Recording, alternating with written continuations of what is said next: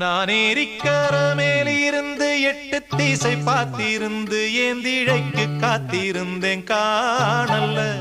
மணி 7 8 ஆன பின்னும் ஊரடங்கி போன பின்னும் சோறு தண்ணி வேணும்னு தோணல்ல.